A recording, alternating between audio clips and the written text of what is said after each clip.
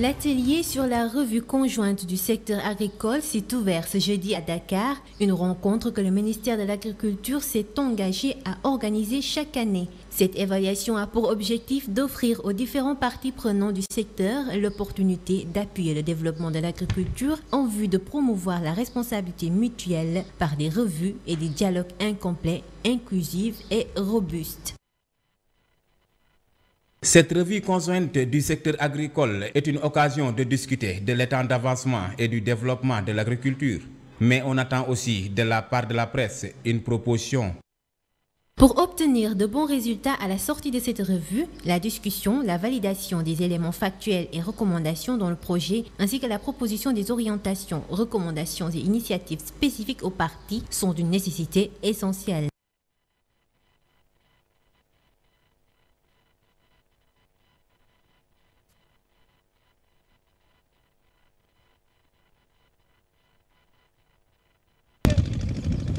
Un regard critique externe du secteur devra permettre de donner quelques perspectives pour l'agriculture au Sénégal. Durant les 2 jours d'échange et de concrétisation des actions entreprises que va porter la revue conjointe du secteur agricole, les parties vont tenter de trouver des solutions pour une autosuffisance alimentaire au Sénégal.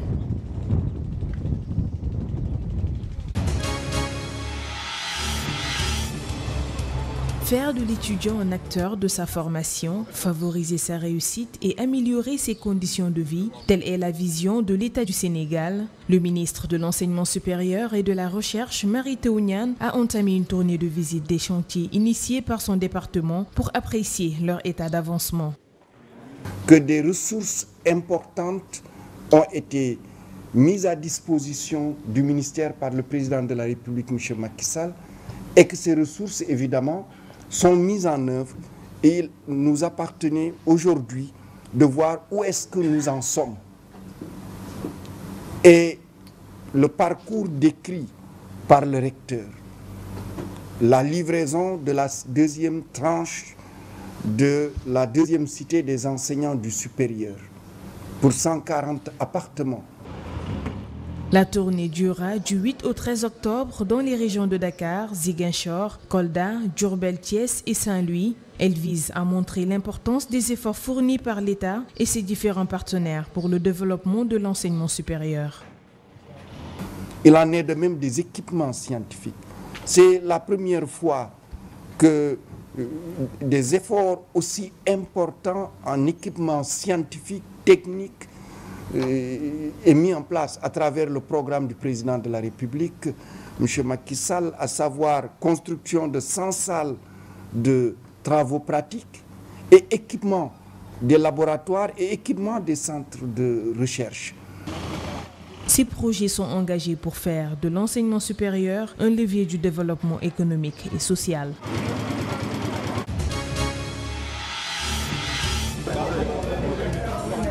Le syndicat des travailleurs des établissements scolaires et universitaires du Sénégal proteste contre la discrimination salariale faite à leur encontre en sit-in ce matin devant le rectorat de l'université Cheikh Anta Diop de Dakar. Ils dénoncent une mauvaise gestion de l'administration universitaire. Même ceux qui sont à l'université dans les fonctions ancillaires, domestiques et ouvrières perçoivent le triple de ce qu'ils ont, ce qui est anormal.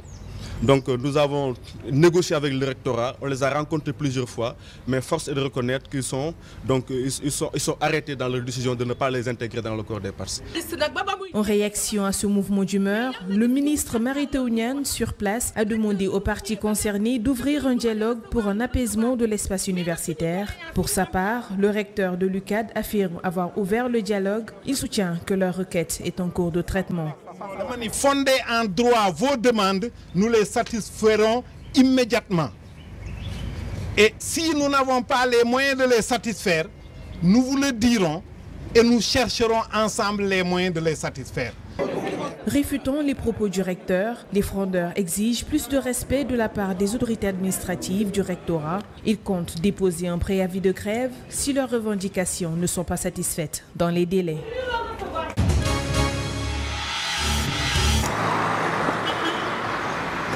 Les mercredis de la police se sont penchés cette semaine sur les synergies d'action pour le contrôle des frontières. La direction générale de la police a ainsi choisi d'organiser des conférences, des rencontres d'échange et de partage sur les questions touchant à la sécurité. L'administration des douanes, par le biais du directeur général des douanes, est revenue sur ses principales missions ainsi que les dispositifs qu'elle propose dans le cadre du contrôle des frontières. Au niveau des frontières aériennes, on a la cellule anti-trafic où il y a des représentants de la police, de la douane et la gendarmerie. Nous travaillons en synergie, c'est dirigé par un douanier, mais il y a un représentant de la police et de la gendarmerie au niveau des frontières aériennes. Donc nous travaillons en parfaite collaboration dans nos différentes missions de sécurité. Au niveau des frontières maritimes aussi, on a une unité semblable qu'on appelle l'UMCC, l'unité mixte de contrôle des conteneurs au niveau du port, où la police est représentée, la douane est représentée, la gendarmerie est représentée. S'agissant du rôle de la police nationale dans la gestion des frontières, il est question de défis et de recommandations. Le DEPAF, directeur de la police de l'air et des frontières, explique. Notre sous-région, on a presque le même problème géopolitique. On partage le même espace, on partage les mêmes réalités. Et il y a un groupe qui sévit, qui est là, qui sévit et qui est un groupe qui est à côté, qui est au Nigeria et qui est en train d'étendre ses tentacules vers le Tchad, vers le Cameroun. Et il y a lieu de sécuriser cette bande sahélo-saharienne et qu'il n'y a que cette synergie de toutes les forces. Les mercredis de la police constituent un cadre de réflexion, de plaidoyer et de sensibilisation sur des thèmes majeurs concernant la sécurité publique en direction du monde universitaire, de la presse, de la société civile et du grand public.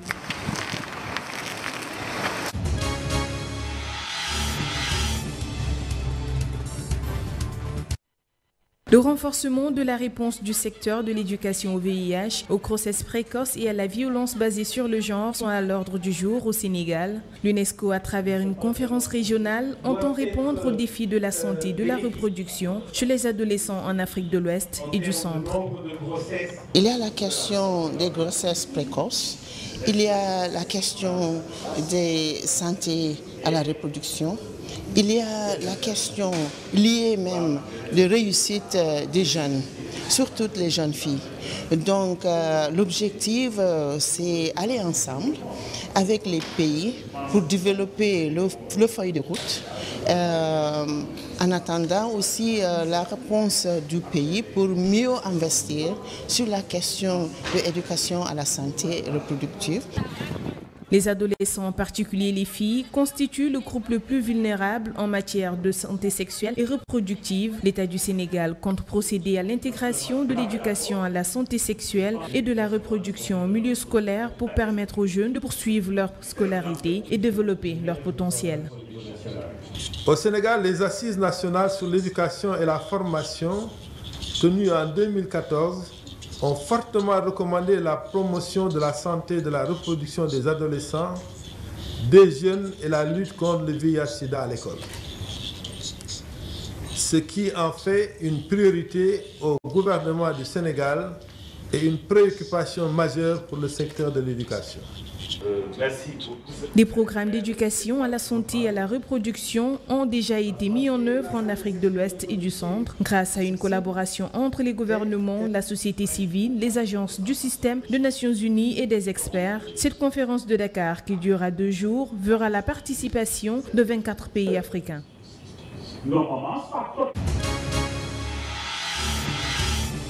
Oumou Kalsoum Touré, 27 ans, toujours le sourire aux lèvres, des étoiles dans les yeux, réalise peu à peu qu'elle est championne d'Afrique. Du haut de son mètre 90, elle raconte sa première sélection en équipe nationale, un vrai bisoutage. Ça se passe bien parce que je suis nouvelle, donc du coup,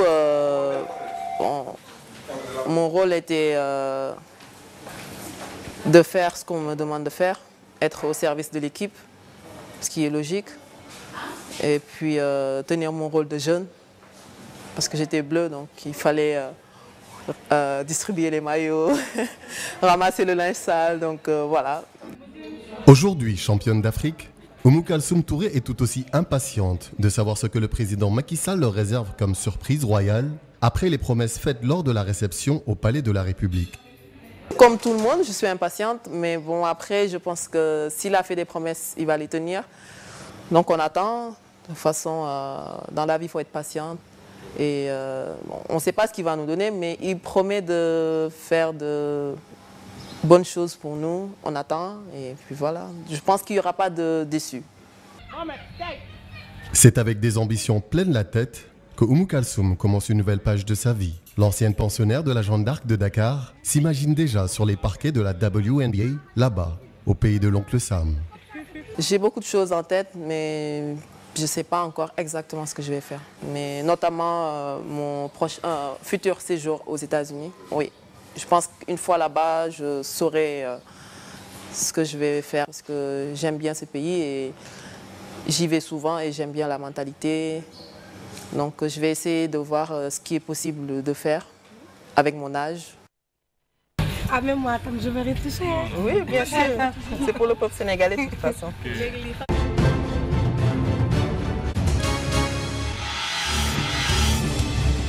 La commission d'éthique a suspendu Seb Blatter, reconnu coupable de gestion déloyale et abus de confiance, mais aussi Michel Platini pour 90 jours. Du coup, Issa Hayatou, jusque-là président de la Confédération africaine de football, devient président de la FIFA par intérim.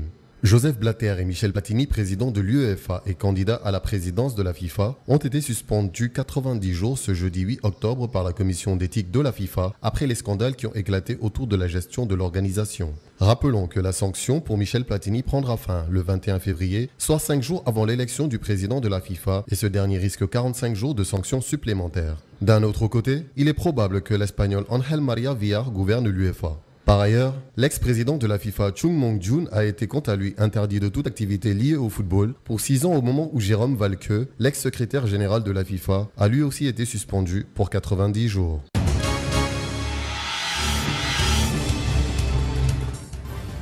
L'épidémie d'Ebola serait sur le point de s'éteindre en Afrique de l'Ouest. C'est du moins ce qu'avance l'Organisation mondiale de la santé. L'OMS affirme qu'aucun nouveau cas de la maladie n'a été confirmé dans cette région la semaine dernière. C'est une première depuis mars 2014. Selon les rapports de l'OMS, l'épidémie d'Ebola s'est déclarée fin 2013. La plupart des maladies l'ont été dans 3 pays, la Guinée, la Sierra Leone et le Libéria. Le Libéria a été officiellement déclaré libre de contagion car aucun cas ne s'est déclaré ces dernières semaines. La Guinée et la Sierra Leone sont encore sous surveillance. Ebola est un virus qui évoque une fièvre hémorragique aiguë contre laquelle il n'existe aucun traitement ni vaccin. Le virus se transmet par contact avec les fluides corporels de personnes présentant les symptômes de la maladie. Le premier cas a été identifié en Afrique centrale en 1976.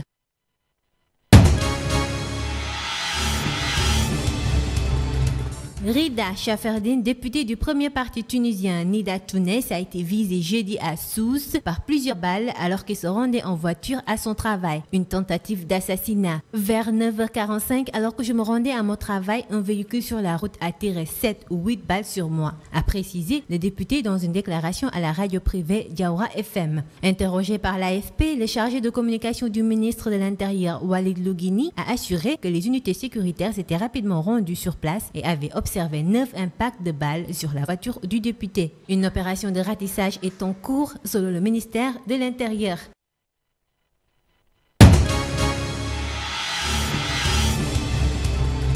Le président américain présente ses excuses aux Médecins sans frontières après le bombardement samedi d'un hôpital de l'ONG à Kunduz en Afghanistan. Barack Obama, qui a ordonné l'ouverture d'une enquête, n'a en revanche fourni aucune explication à la présidente de MSF, Joanne Liu, précise le porte-parole de la Maison-Blanche, Josh Earnest. Mais insuffisant pour le directeur de MSF aux États-Unis qui demande l'activation de la Commission internationale humanitaire d'établissement des faits pour la première fois depuis sa création en 1991 dans le cadre des Convention de Genève. Les États-Unis n'ont pas ratifié cette commission, mais la bavure du Pentagone pourrait changer la donne. 22 personnes, dont 12 membres de Médecins sans frontières, ont été tuées samedi dans le bombardement américain de leur hôpital dont les coordonnées GPS avaient été fournies au Pentagone.